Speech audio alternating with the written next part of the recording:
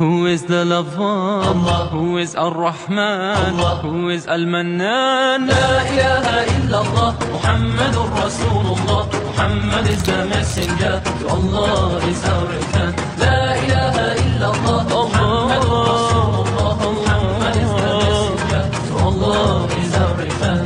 La ilaha illallah, Muhammadur Rasulullah. La ilaha illallah, Muhammadur Rasulullah.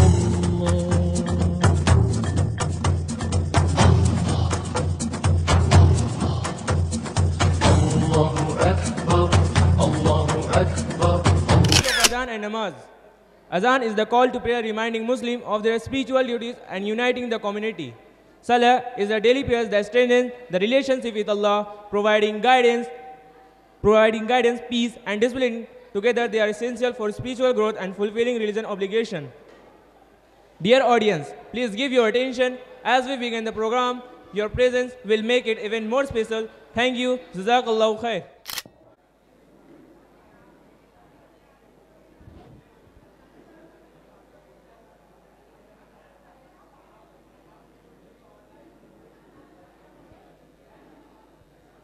Allahu Akbar,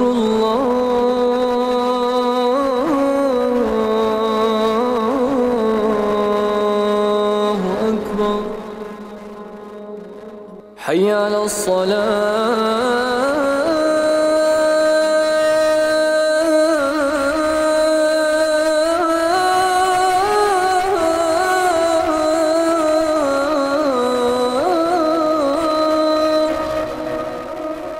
حي على الفلاح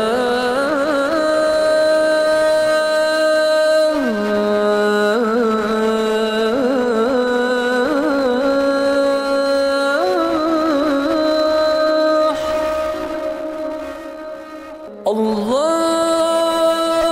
أكبر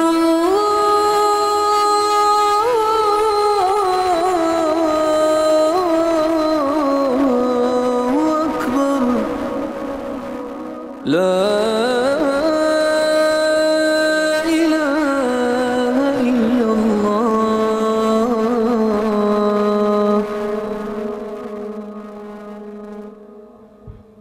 Assalamu alaikum wa rahmatullahi wa barakatuh. वालेकुम अस्सलाम व रहमतुल्लाहि व बरकातुहू. Hello my brother, what's this azan? अजान क्या है? हम तो ये साउंड बचपन से सुन रहे हैं, मगर अभी तक मुझे ये समझ में नहीं आया कि हर नमाज से पहले अजान क्यों देते हैं. Why is this not taught in your school? No, English, science and physics are taught in our school. Very good. But all this is taught in our school along with Quran, Hadith and faith. MashaAllah, very good. Please tell me a little about what is the call to prayer in Islam and what is it given? Azan is basically call to prayer. जब फर्ज नमाज का वक्त आ जाता है तो मुसलमानों को नमाज में आने के लिए एक ख़ास जिक्र के साथ दावत दी जाती है कि नमाज का वक्त हो चुका है और नमाज पढ़ने के लिए आ जाओ. गुड ब्रदर, तो अजान का ये मतलब होता है कि लोगों को नमाज में बुलाने के लिए अनाउंस किया जाता है. तो अनाउंसमेंट की क्या ज़रूरत है? लोगों के पास अपना अपना वॉच है, ऑटोमेटिकली अपने अपने वॉच देखकर नमाज में आ सकते हैं, जिससे साउंड पॉल्यूशन भी नहीं होगा. Yes brother, you are right. लेकिन हमें ये बात समझना चाहिए कि हम जो भी काम करते हैं उसमें हमारा कोई रोल नहीं होता, बल्कि अल्लाह सुब्हानहू व तआला ने हमें ये तमाम चीज़ें अपने हबीब सल्लल्लाहु अलैहि वसल्लम को भेजकर बतला चुके हैं और हम उस पर ईमान भी ला चुके हैं. तो हमें वो काम हर हाल में करना है. Well, we have understood these things, but can you tell me how Allah subhanahu wa ta'ala has given command to his messenger? आपकी बात मैंने समझ ली, लेकिन क्या आप मुझे ये बात बता सकते हैं कि अल्लाह सुब्हानहू व तआला ने ये हुक्म अपने पैगंबर को किस तरह दिया? Yes, why not, I will definitely tell you this. But इससे पहले आप एक बात समझिए कि अल्लाह सुब्हानहू व तआला को जब भी कोई हुक्म देना होता है तो अल्लाह ताला इंसानों की आसानी के वास्ते कोई वाक़या या कोई मामला उम्मत के सामने क्रिएट कर देते हैं. फिर अल्लाह की तरफ से उसका हल निकाला जाता है और वो चीज़ जो अल्लाह की तरफ से आती है वही हुक्म कहलाता है.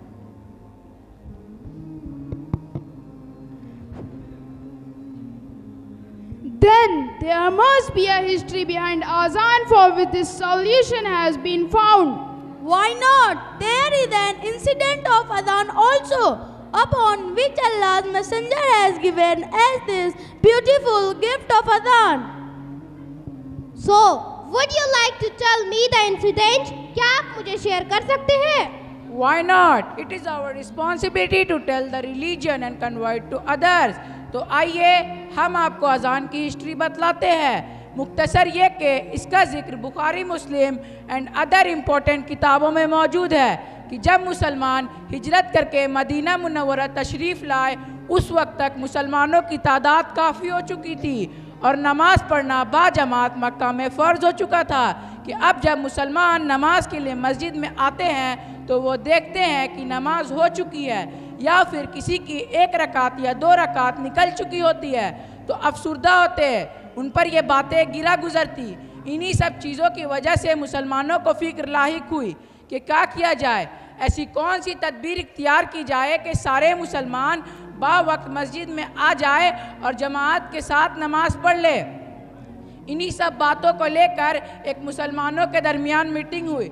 अल्लाह के रसूल सल्लल्लाहु अलैहि वसल्लम के सामने डिफरेंट ऑप्शन रखे गए। किसी ने मशवरा दिया कि जब नमाज का वक्त आ जाए तो हम ईसाइयों की तरह नाखूश यानी घंटा बजाएंगे, जिसकी आवाज़ सुनकर सब मस्जिद में नमाज के लिए हाजिर हो जाएंगे। और बाज़ लोगों ने कहा कि हम यहूदियों की तरह कर्न यानी भोपू बजाया करेंगे। अलगर्ज बहुत सारी बातें आई, लेकिन अल्लाह के रसूल सल्लल्लाहु अलैहि वसल्लम को कोई भी बात पसंद नहीं आ रही थी। बिला आखिर अल्लाह के रसूल सल्लल्लाहु अलैहि वसल्लम ने नाशरानियों की तरह नाकूश बजाने का हुक्म दे दिया।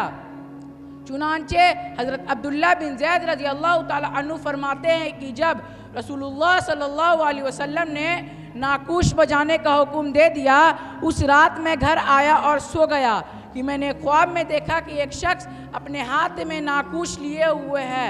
तो मैंने उनसे पूछा कि आप ये नाकूश मुझे फ़रोख्त करोगे? तो उन्होंने मुझसे कहा कि आप इसका क्या करेंगे? तो मैंने उनसे कहा कि मैं इससे अपने लोगों को नमाज के लिए दावत दूंगा। तो आपने मुझसे कहा कि मैं आपको इससे बेहतर चीज़ ना बताऊं। मैंने कहा क्यों नहीं? चुनांचा आपने मुझे पूरी अजान और इकामत बता दी। सुबह होते ही मैंने ये सारी बात अल्लाह के रसूल सल्लल्लाहु अलैहि वसल्लम को बता दी। तो आपने फरमाया इन्नहा लरुक्या हक्कुन इंशाअल्लाह ताला। फिर आपने हज़रत ज़ैद को हुक्म फरमाया कि आप ये सारे अजान के वर्ड्स हज़रत बिलाल रज़ी अल्लाह ताला अन्हु को जाके बता दे।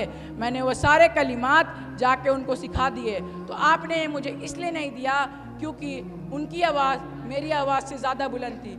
सो my dear friend, this was the brief history of azan. Well, about the call to prayer, can you please tell me what prayer is so that I can learn something about prayer? Why not?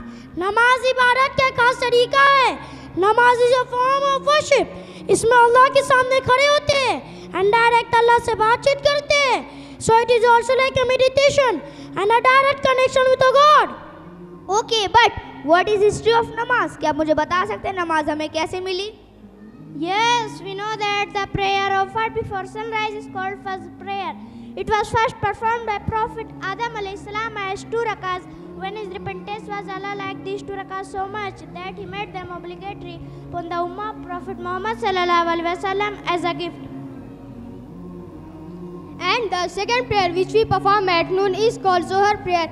It was first offered by Prophet Ibrahim alayhi salam, peace be upon him, when he successfully passed the test of sacrificing his son Prophet Ismail alayhi salam, peace be upon him, achieving the highest position in this trial. The third prayer, which is offered in evening, is called Asr prayer, which was first offered by Hazrat Uzair alayhi salam when Allah gave him death for 100 years and made him believe that we will repeat the creation like this only. The fourth prayer which is offered after sunset is called Maghrib prayer. It was first performed by Prophet Dawood, peace be upon him, when he sought forgiveness for his mistake and error. Allah liked these 3 rakats so much that he made this prayer obligatory as a gift for the Ummah of Prophet Muhammad sallallahu alaihi wasallam. And the fifth prayer is Isha prayer, which was first offered by our Prophet Muhammad sallallahu alaihi wasallam, and Allah Almighty has given these all prayers to our Prophet Muhammad sallallahu alaihi wasallam at the event of Miraj against to his ummah.